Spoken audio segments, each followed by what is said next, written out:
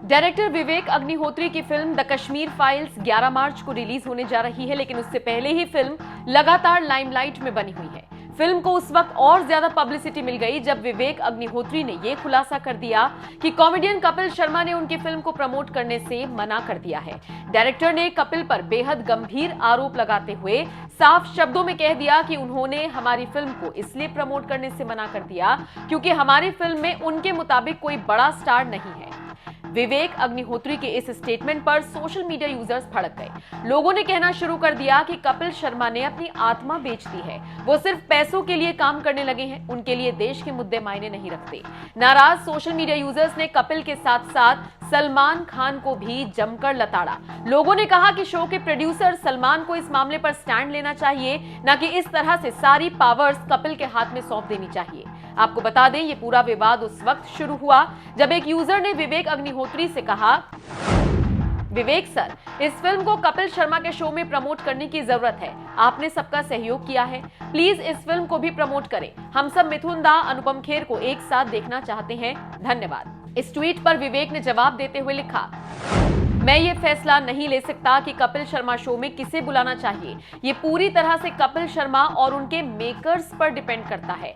जहां तक बॉलीवुड की बात है तो एक बार मिस्टर बच्चन ने गांधी परिवार के लिए कहा था, वो राजा हैं, हम रंक। विवेक यहीं पर नहीं रुके, आगे उन्होंने कहा, मैं भी उनका फैन हूं, लेकिन फैक्ट ये है कि उन्होंने हमें अपने शो पर बुलाने से मना कर दिया है क्योंकि हमारी फिल्म में कोई भी बड़ा स्टार नहीं है। बॉलीवुड में नॉन स्टार निर्देशक, लेखक और अच्छे कलाकारों को कोई नहीं पूछता। विवेक द्वारा लगाए गए इन आरोपों को लोगों ने काफी सीरियसली लिया और कपिल के साथ साथ सलमान खान को भी ट्रोल करना शुरू कर दिया। जाहिर है, कश्मीर फाइल्स को प्रमोट ना करके कपिल और सलमान दोनों ने ही ऑडियंस से पंगा ले लिया है, जिसका असर दोनों के प्रोजेक्ट्स पर पड़ सकता है। अभी से ही लोगों ने ट्विटर पर #बॉयकॉट कपिल शर्मा शो लिखना शुरू कर दिया है।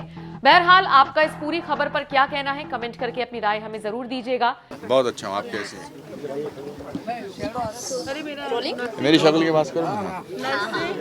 सर, पहले तो ये कहना चाहूँगा कि इतनी फिल्मों का हिस्सा रहने के बाद इतनी कामयाब फिल्म में काम करने का ये फिल्म जरूर आपके लिए खास होगा और सबसे खास होगा क्योंकि ये रियल लाइफ से कनेक्ट करता है आपको। मैं पिछले 10 साल से मैंने काम कम कर दिया था, बिकॉज मैं पहले तो इसी वजह से 522 फिल्में कर चुका हूँ, इतनी फिल्में की हैं। तो मैं ये फिल्म बाकी फिल्मों की तरह ज़रा ज़्यादा फोकस है और ख़ासकर ये तो मेरे दिल के बहुत करीब है क्योंकि ये कश्मीरी पंडितों की त्रासदी है, उनकी ट्रेजेडी की कहानी है और इसको पर्दे पर लाना कला का भी उसमें हाथ था और मतलब क्राफ्ट का भी काम था एज एन एक्टर, और दिल के जितने भी टुकड़े हो सकते थे उनको भी लोगों तक पहुंचाना बहुत ज़रूरी था। ये इस ट्रेजेडी का जो 400,000 लोगों को या 4 लाख 5 लाख लोगों को 19 जनवरी 1990 को अपने घरों से निकलना पड़ा और पिछले 32 साल से उनको कोई न्याय नहीं मिला है, तो कभी कभी उस ट्रेजेडी को देखकर पर्दे पर एक थोड़ा सा मरहम का काम होता है। वो जो उनके साथ हुआ वो तो वापस नहीं आ सकता, जिनके अपने लोग चले गए, जिन औरतों का रेप हुआ, जिन लोगों का मर्डर हुआ या जिनको घर से निकाल दिया गया, वो तो वापस नहीं आ सकता है। लेकिन उनकी ट्रेजेडी जो है वो लोगों तक पहुंचेगी, इससे थोड़ा सा लगता है कि चलो हमारे साथ कोई हमदर्दी दिखाने वाला होगा। फिल्म के जो निर्देशक है हमेशा कुछ अलग करने की कोशिश करते हैं। पहले भी जो फिल्म बनाई थी वो भी अलग थी, ये भी अलग है। क्या कहना चाहेंगे, कितना बड़ा एक रिस्क फैक्टर इन्वॉल्व होता है जब कुछ अलग करने का? मुझे विवेक की फिल्म ताशकंद फाइल्स बहुत अच्छी लगी थी। बुद्धा इन ट्रैफिक जैम में मैंने खुद भी काम किया था। कभी कभी अपनी कॉलिंग मिल जाती है, आपको लगता है कि अब ये मैं बनाना चाहता हूँ, ये मुद्दे से जुड़ी हुई फिल्में मैं उनमें काम करना, उन पर पिक्चर बनाना चाहता हूँ। I think Vivek Ranjan Agnihotri has got his calling, he has found his niche, he's found his truth, and that's very very very powerful. अगर आपके कैरेक्टर की बात की जाए, सबसे ज़्यादा डिफिकल्ट पार्ट क्या कुछ रहा है, ये जानना चाहिए। You see, just because आप कैरेक्टर की भावनाओं को महसूस कर सकते हैं पर उसको उसी हिसाब से दर्शाना बहुत मुश्किल होता है, क्योंकि जो महसूस किया हो उसका दर्द तो एक इंडिविजुअल को महसूस होता है, लेकिन वो करोड़ों लोगों को कैसे महसूस होगा उसके लिए कला की ज़रूरत पड़ती है। तो इसमें दोनों को, जो कैरेक्टर का नाम है पुष्कर नाथ है, जो मेरे फादर का भी नाम था, दोनों को जोड़कर लोगों तक पहुंचाना और अपने दर्द को छुपा के रखना वो बड़ा मुश्किल था। बट काम मुश्किल ना हो तो उसको करने का फ़ायदा क्या है। अगर ना हुआ तो। सर आपसे और एक बात जानना चाहूँगी, जिस तरह से आपने ये कश्मीर फाइल में पूरी ये जो मतलब रिसर्च किया है, आपने सारी सच्चाई को आपने दर्शाने की कोशिश की है, जानना ये चाहूँगी कि कहाँ पे आपको लगता है कि सबसे ज़्यादा फॉल्ट यहाँ पे है, इसलिए ये घटना हुई है, किसकी फॉल्ट लगती है? कभी कभी सच्चाई को दिखाने में एज इट इज़ उसमें किसका फॉल्ट रहा, किसकी परेशानी थी, वो लोगों को डिसाइड करना चाहिए। हम तो कहानी के पात्र हैं और हमने कहानी को दिखा दिया। पूरी दुनिया जानती है कि इसके किसके terrorism is the biggest enemy of human beings, of human kind, of world today. और यही टेररिज्म का ये जो थे ये शिकार हुए ये कश्मीरी पंडित। एक वरना कश्मीर जो है वो उसका कश्यप, ऋषि कश्यप के नाम से उस पर रखा गया है और धीरे धीरे धीरे धीरे करके सब लोग वहाँ से निकाल दिए गए हैं। तो आई थिंक टेररिज्म ने हर किस्म के इंसान को, हर किस्म के धर्म को नुकसान पहुंचाया है, न केवल पंडितों को, ब्राह्मणों को या हिंदुओं को, पर उसमें मुसलमान को भी काफ़ी टेररिज्म के शिकार हुए हैं, काफ़ी उनकी भी जानें गई हैं। सरदारों को अभी भी कश्मीर में कितने लोगों ने मुसलमानों को ही मारा है, कितने सरदारों की रिसेंटली हत्या की गई है। तो biggest enemy of today's world is terrorism. नमस्कार। Thank you. देखिए, कई बार क्या होता है कि कश्मीर के साथ समस्या ये हो गई कि कश्मीर पे बहुत बात हुई about the genocide, murders, rapes, उसके बारे में बात बहुत हुई। पर जिन लोगों के साथ ये हुआ, जिनके साथ ये मर्डर हुआ, जिनके साथ ये रेप हुआ, जिनके साथ ये सब कुछ हुआ, उनसे किसी ने बात नहीं करी। और जब हम और पल्लवी जी निकले ये बात करने उन लोगों से, आप यकीन नहीं करेंगी कि टूटे हुए दिलों की आवाज़ एकदम अलग होती है। टूटे हुए दिल बोलते नहीं, उनको सुना जाता है।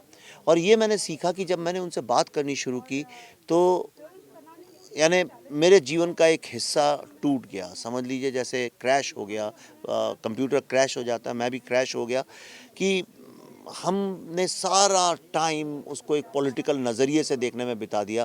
पर कहानी तो इंसानों की थी, उनके दर्द की थी। उनकी माँ को मारा गया, बाप को मारा गया, बच्चों को कुचला गया। कहानी तो उस बारे में थी, पर हम बात करते रहे एक ऐसी कहानी की जो एग्जिस्ट ही नहीं करती है। और इतना धोखा दिया है हमने देश के लोगों को, पिछले 30-32 साल में इतना धोखा दिया है, मेरा दिल पीड़ा से भर जाता है। और इसलिए मुझे ऐसा लगा, मुझसे अभी किसी ने पूछा कि इसके लिए कौन जिम्मेदार है, मैंने कहा मैं जिम्मेदार हूँ।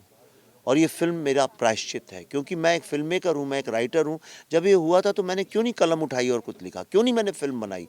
कुछ नहीं तो मैं कैमरा ले लेता और उससे भी कुछ शूट करके कर सकता था, पर मैंने नहीं किया। इसलिए क्योंकि क्यों करूँ, इससे मुझे क्या फ़ायदा है। लेकिन अब मैं जो कर रहा हूँ ये मेरा प्रायश्चित है। मैं आने वाली जनरेशन्स को इतना साहस और हिम्मत हो इस फिल्म से कि वो भी ये कहानियाँ सुनाने पे मजबूर हो जाएं। सर जिस तरह से सिचुएशन चल रही है अभी ये यूक्रेन में, अगर बात की जाए उसकी, या फिर अपने देश की बात की जाए कर्नाटका में हिजाब को लेकर, उस पर आपकी क्या कुछ टेक होगी, क्या कुछ ओपिनियन है? देखिए, कर्नाटका में पहली बात तो वो हिजाब की कंट्रोवर्सी नहीं, वो बुर्के की कंट्रोवर्सी है। हिजाब तो सिर्फ सर में वो बांधने को कहते हैं, ये बुर्के की कंट्रोवर्सी है। और मीडिया उसको झूठ मूठ हिजाब कंट्रोवर्सी इसलिए बोल रहा है कि फॉरेन में, अमेरिका और बाकी जगह में हिजाब वर्ड को लेके थोड़ी सेंसिटिव हैं लोग। बुर्का बोलेंगे तो वो लोग भी उसके अगेंस्ट खड़े हो जाएंगे। अमेरिका में बुर्का उर्का कोई नहीं एक्सेप्ट करता है, हिजाब तक ठीक है। तो ये, पर मैं उसके अगेंस्ट इसलिए बोलता हूँ क्योंकि मैंने कश्मीर को बहुत गहरा अध्ययन किया। कश्मीर में अगर आप देखें तो 80 के पहले की जो लड़कियां थीं वो बिल्कुल आपसे भी ज़्यादा मॉडर्न कपड़े पहनती। मॉडर्न का मतलब मेरा ये नहीं है कि कम कपड़े पहनना, मॉडर्न से मतलब वेस्टर्न जीन्स पहनती थी, शर्ट पहनती थी, टी शर्ट्स पहनती थी, हर तरह के कपड़े। और उन लोगों को ऐसा नहीं था कि कोई सोसाइटी बांध रही है कि तुम्हें ये पहनना ही पड़ेगा चाहे कुछ भी हो जाए। उनको स्वतंत्रता थी। और फिर एक ऑर्गेनाइजेशन आई, उन लोगों ने फिर लड़कियों को मार मार के पीट के ये बोला कि अगर तुम पूरा बुर्का नहीं पहनोगी और आंखें भी नहीं दिखनी चाहिए। देखिए वहाँ पे जाली वाला बुर्का, कई जगह पे इतना दिखता है आंखें, वो भी नहीं, यानी तुम कुछ नहीं, तुम्हारी आंखें भी नहीं दिखनी चाहिए तुम्हें, जेल की तरह। और मार मार के उनको बुर्का पहनाना शुरू किया। और सिर्फ उतना ही नहीं, जब ये प्रोसेस पूरी हो गई लड़कियों को बुर्का पहनाने की, आप एक महिला हैं, आप समझ सकती हैं, उसके बाद जो दूसरी लड़कियाँ थीं उन लोगों को बोला तुम तिलक लगाओ ताकि पता चले दूर से कि तुम हिंदू हो और हम तुमको पकड़ सकें।